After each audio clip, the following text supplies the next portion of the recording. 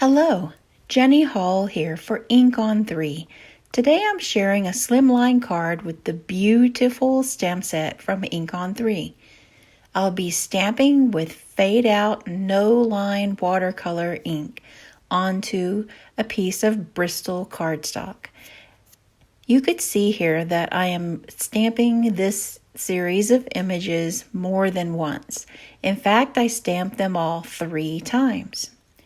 I have duplicated and made 3 sheets of the same images. I just kept them in the MISTI the entire time. Today I'm going to share my tips for success with no-line watercolor. This is a very wonderful and magical ink that Floret has created, and it works like magic. It really does. As you can see, as color is applied over the stamped lines, then the image kind of soaks up all of that ink.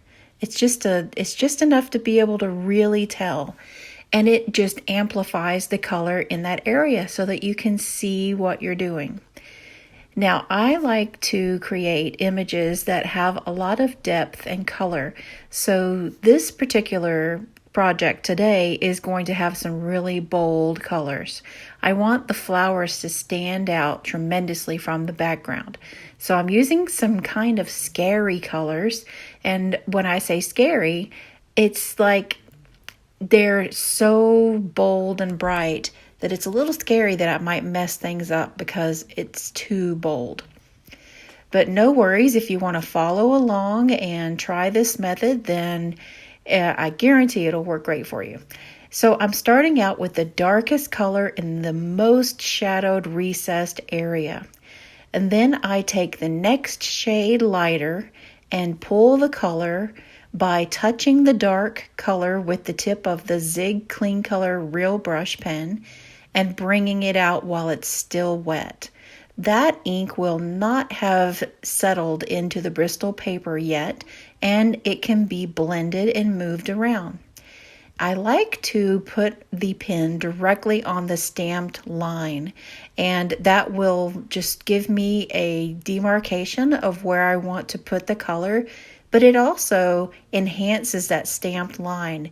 The stamped line is not lost completely, but it's so well blended in with the rest of the image that it is going to be kind of camouflaged, and you can use it as an enhancement. The progression of colors on this particular project, I'm going to color them all the same way. It's a dark purple down on the very center, and then that mixes with a dark pink, and then there is a lighter pink and another pink. And then the last color that I'm going to use to fill in all the empty places is vanilla. And I find myself using more of the vanilla pen lately because when I do watercoloring, it's nice to have a color that's going to blend, but that vanilla also kind of warms things up a bit. So we'll see when we get the vanilla added in. This is the lightest of the pink, and I'm just bringing that pink over to the next shade that's going to sit next to it and moving it in. As I go ahead and color over the stamped lines, you can see that they appear a little easier to see.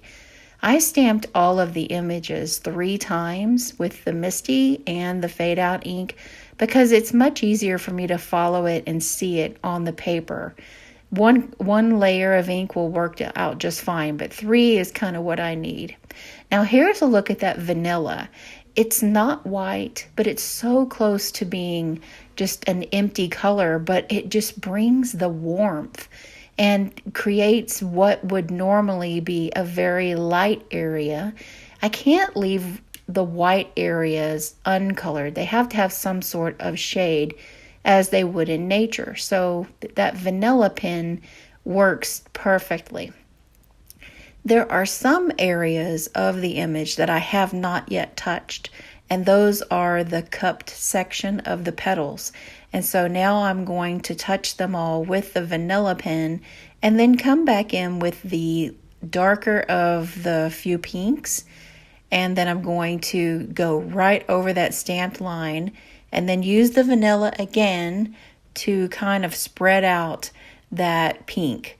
And it's going to fuzz it and maybe make it look a little hazy, a little more natural than just a really sharp line would be. And I'm going to do this around all of the cupped sections of the magnolia. I'm not 100% that this is a magnolia, but this type of flower looks like what my mother called a saucer magnolia, where I grew up in Texas. And that might not have been the official name to the flower, but that's what my mom called it. And so that's kind of, where I lean towards what my mom called it. I'm going to use the same principle with coloring all of the smaller images that are also the flowers. I'm using the same color combination in the same order, taking the dark colors first and pushing them into the shadows. And then you can see that it kind of makes the look of dimension the more that you use that really dark, scary color. Now I'm going to color in the flower buds, and I'm going to go ahead and go with pink on these and use some of the colors. But the flower buds, there's not much area for me to fill in, so I'm going to abbreviate it and probably use just 3 colors, and making sure that I touch that vanilla on there so that it carries that same hint of warmth. You may notice that I'm taking the brush and kind of flicking it, and that's because I want to get a fade out from the colors. It's just a personal preference of how I add into the very, very small areas.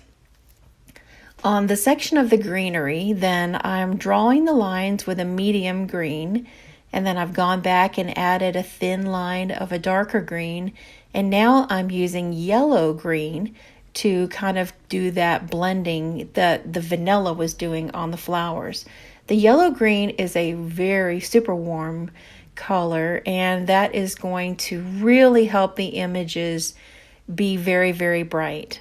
I'm going to make a custom color for the background for these images, and it's going to be blue-green. So I want all of my greenery that I'm coloring to really stand out and not fade in. I really like to add blue-green to the leaves whenever I'm coloring leaves, but in this case I can't do that. So I'm going with yellow-green.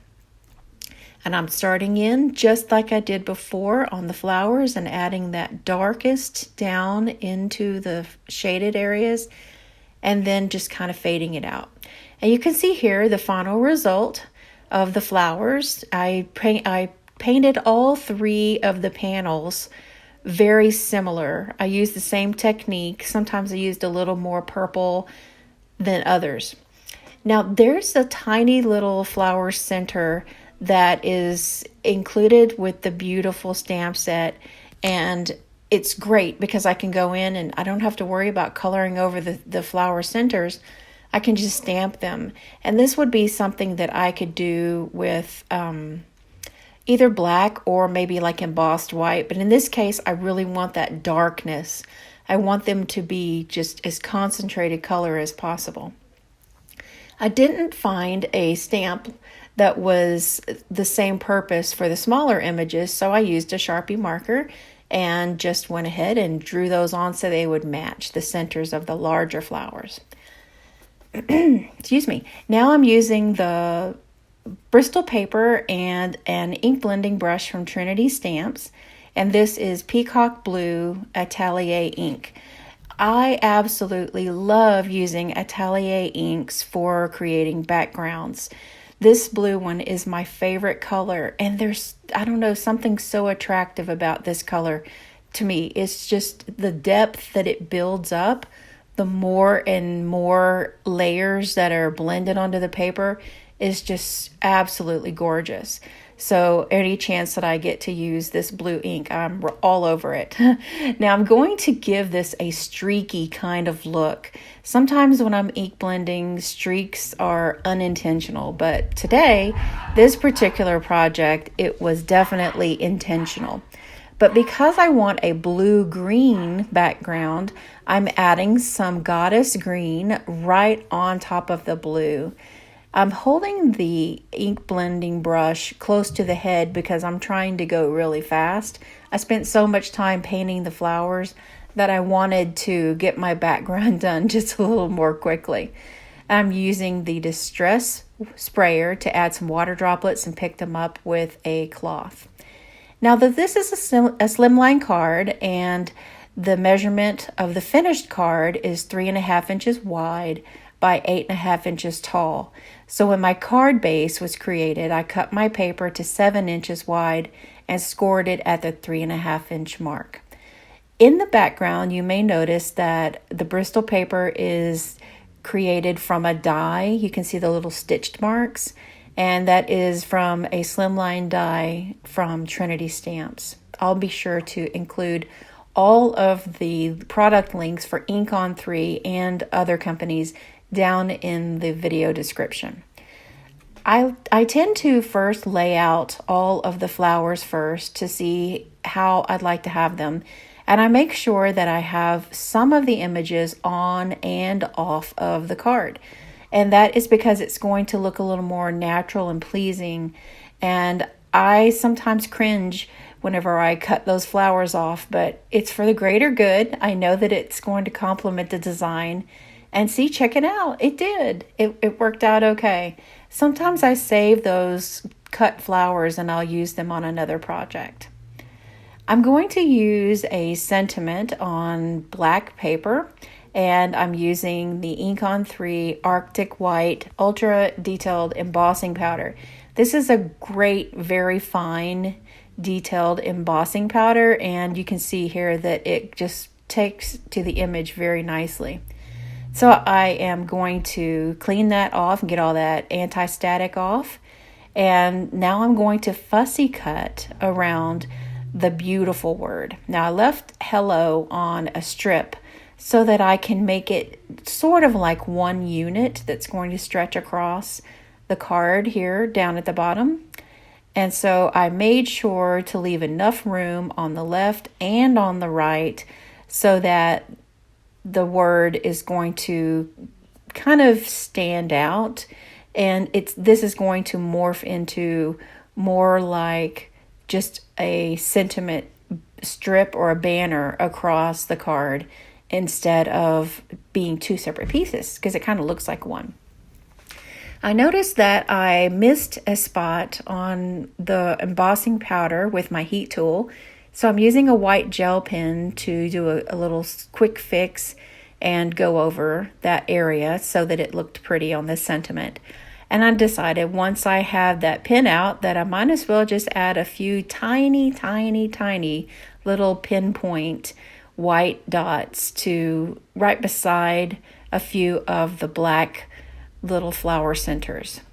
And then I'm going to finish the card off by using some rhinestones from Trinity Stamps. And this is the card. It was so fun and relaxing to just sit down and color. I really enjoyed it. I hope that you've enjoyed this project, and we would love to hear how you're using Fadeout Ink in your no-line watercoloring. You can subscribe to the Ink on 3 channel and hit that bell if you want to be notified for more videos. Thanks for watching.